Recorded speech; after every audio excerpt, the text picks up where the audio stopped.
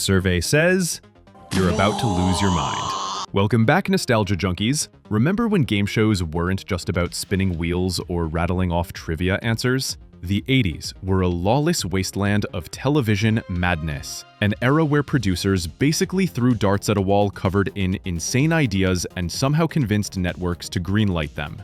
One minute, you were watching someone get pelted with giant foam objects. The next, a psychic was deciding who walked away with a toaster. It was beautiful chaos.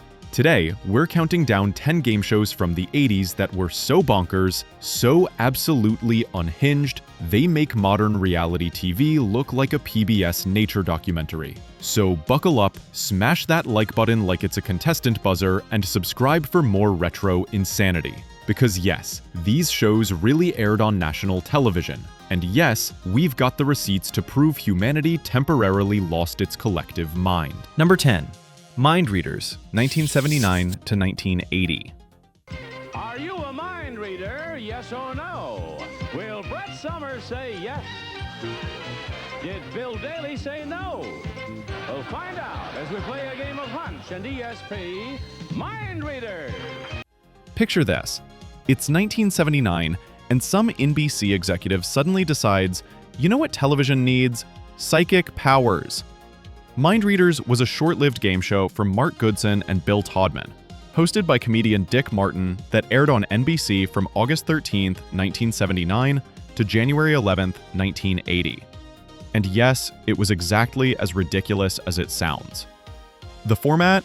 ESP-based mind reading, where celebrity panelists tried to guess if contestants would answer yes or no to random questions. Basically, they took the mystique of psychic ability, stripped it of any actual suspense, and turned it into a glorified coin flip featuring B-list celebrities. It was like watching your drunk uncle try to predict lottery numbers, except with studio lighting, canned applause, and prize money. The show lasted a grand total of 5 months, TV's version of a sneeze. And here's the kicker. Unlike most game shows of the era, Mindreaders didn't bring back champions. The same two teams played for exactly 3 consecutive games before being swapped out.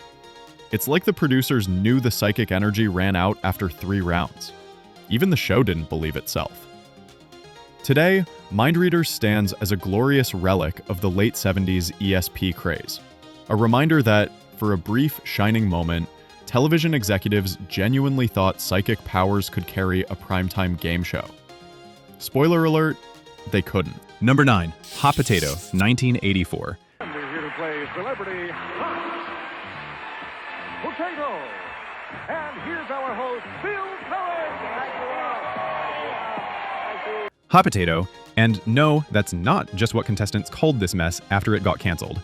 The show aired on NBC from January 23rd to June 29th, 1984, hosted by game show legend Bill Cullen. And here's the kicker. Cullen later admitted he only got the job by default because the original host flopped in rehearsals.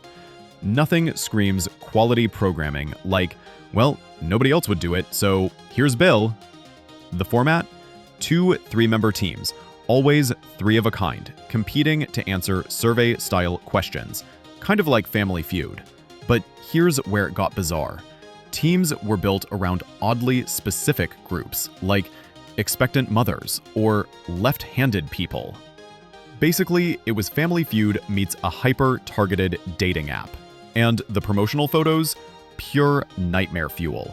NBC marketing forced Bill Cullen into photo shoots where he was buried up to his neck in potatoes or standing next to a 5-foot spud. Because nothing says prestige television like a man drowning in Idaho's finest. By April 23rd, the ratings were so dire that NBC slapped Celebrity onto the title, rebranding it as Celebrity Hot Potato. When you have to add Celebrity halfway through your run, you know you're circling the drain. It's the TV equivalent of putting new and improved on expired yogurt. Number 8. Hitman, 1983.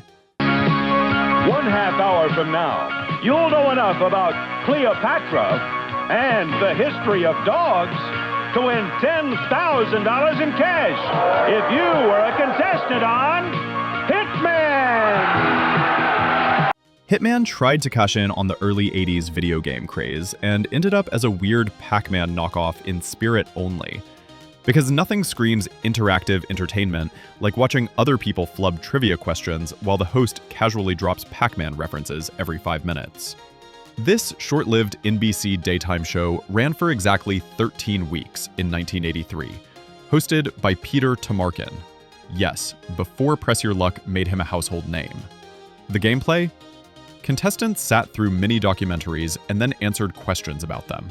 So basically, it was educational TV awkwardly disguised as a video game show. Like slapping racing stripes on a library card and calling it a Ferrari. The set design looked like NBC raided the clearance aisle at Radio Shack, all neon tubing and blinking lights that had nothing to do with actual arcade games. The gameplay, meanwhile, had about as much connection to Pac-Man as a toaster has to space travel. It lasted exactly 13 weeks, which, in hindsight, feels generous.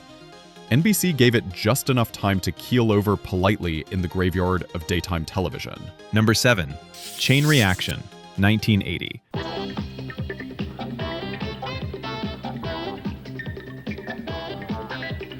This is Chain Reaction, where one word leads to another.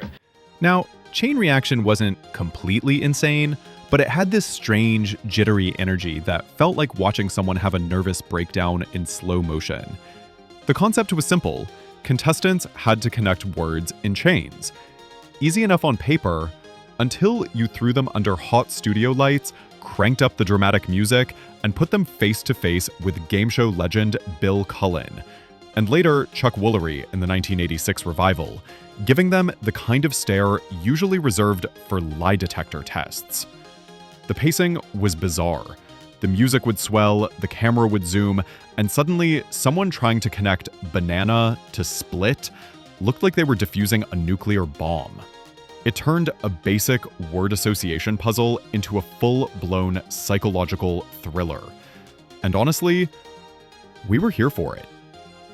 What made it peak 80s was the sheer conviction that word games had to feel like life or death struggles.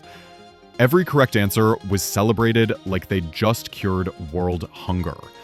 Every wrong answer landed like a personal betrayal of the American way. Number 6. The Crosswits, 1975 to 1987. From Hollywood, it's the Crosswits. Technically, the Crosswits launched in the mid-70s, but it reached peak chaos in the 80s. And by chaos, I mean it was like Scrabble had a baby with Hollywood squares, and that baby was raised by wolves. The setup. Celebrities sat inside a giant crossword puzzle grid and gave contestants clues to fill in the words. Sounds straightforward, right? Wrong. Instead of just giving normal hints, the celebrities treated it like an improv free-for-all, turning Give a Clue for Butterfly into a Broadway-level performance, complete with exaggerated accents and unnecessary drama. The energy was halfway between a game show and a cocktail party that spun slightly out of control. Watching soap stars and sitcom actors desperately act out clues from their crossword square was the kind of glorious, unfiltered TV madness that could only exist in the 80s. Number 5. Couch Potatoes, 1989. From Hollywood, the television capital of the world, it's time to go reeling through the greatest television shows of all time on Couch Potatoes! Finally, a game show that truly understood its audience. Couch Potatoes was literally about watching TV. Revolutionary. In the same way inventing a chair specifically for sitting would be revolutionary. Hosted by Mark Summers, Double Dare legend, the show featured contestants lounging on couches while answering trivia about television shows. The set looked like someone's living room, if that someone had a dangerous addiction to neon accent lighting and geometric wallpaper. It was meta before meta was cool. And by cool, we mean completely ridiculous. The run was short, just 5 months in 1989, about as long as it takes to binge a Netflix series today. But for that brief, beautiful moment, television achieved perfect harmony. A game show about watching TV. Watched on TV by people who probably should have been outside. Number 4, Remote Control, 1987 to 1990. Kenny wasn't like the other kids. Remote control. TV mattered, nothing else did. Remote control. Girl said yes, but he said No. Remote control. Now he's got his own game show. Remote control. MTV's Remote Control wasn't just a game show, it was an entire mood. Contestants gathered in the basement of host Ken Ober and his sidekick Colin Quinn, answering pop culture trivia from 9 different channels on a deliberately cheap-looking TV. The set looked like a teenager's bedroom, designed by someone who'd never actually seen one but had heard rumors. Mismatched posters, neon junk everywhere, recliners instead of podiums. Contestants literally lounged while fielding questions about TV, music, and movies, all while occasionally getting pelted with random objects for no reason other than, it's MTV. It had this glorious, we're making it up as we go energy that perfectly captured the 80s spirit of why not? Part game show, part comedy sketch, part fever dream, and somehow it all worked.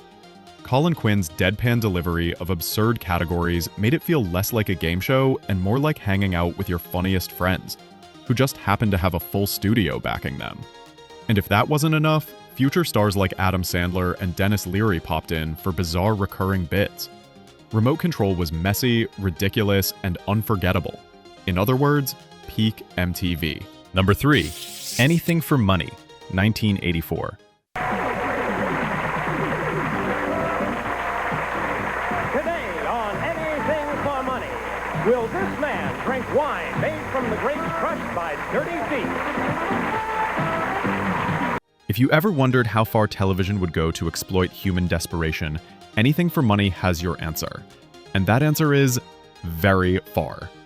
Hosted by comedian Fred Travellina, this short-lived CBS show in 1984 put contestants in the bizarre position of guessing how much money random strangers would demand to humiliate themselves on camera.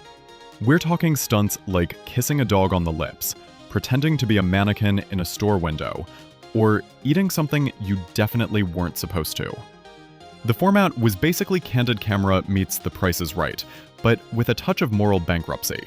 Contestants didn't have to do the stunts, they just had to predict how much money it would take someone else to sell their dignity. It was capitalism, comedy, and chaos all rolled into one neon-soaked package. The set looked like a discount Las Vegas lounge, and the whole thing carried the energy of a game show invented during a dare. It only lasted 15 weeks, which feels about right for a show that made you rethink both your sense of humor and your faith in humanity. Number 2, Just Men, 1983. Why are we all here? Because it's just men.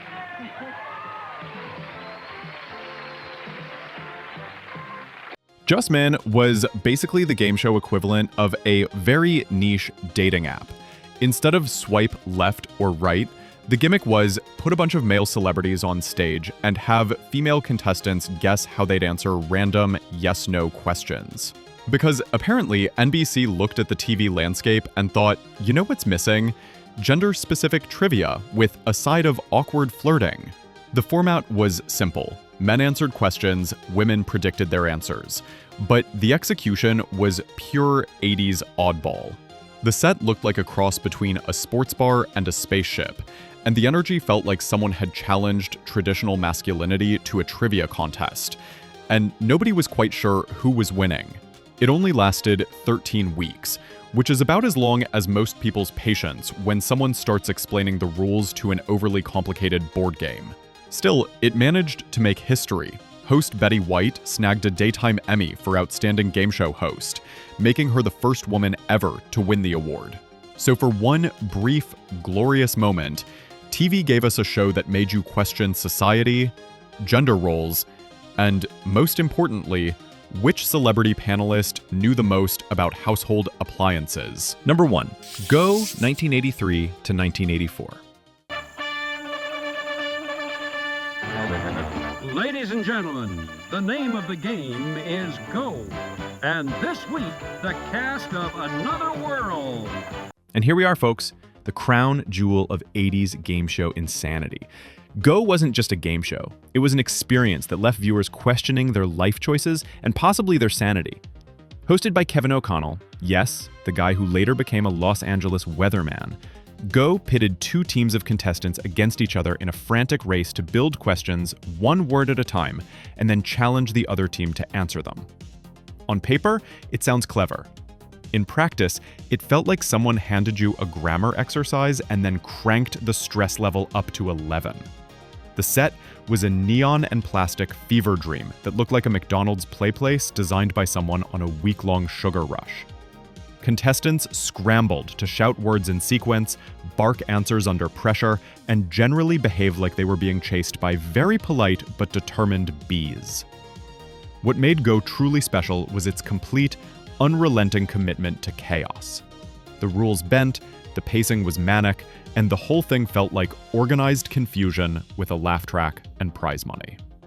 It lasted exactly one season, which honestly feels generous considering the format looked like it was actively trying to give contestants, the audience, and probably the host a collective heart attack. And there you have it, 10 game shows that proved the 80s were a magical era, when television executives apparently had access to very strong substances and bottomless budgets for foam props. Did you remember any of these beautiful disasters? And which forgotten fever dreams should we dig up next? Drop your picks in the comments below. Don't forget to smash that like button, hit subscribe, and stick around for more retro TV madness that will make you wonder how we all survived the 80s with our sanity intact. Thanks for watching, and remember, they don't make them like this anymore.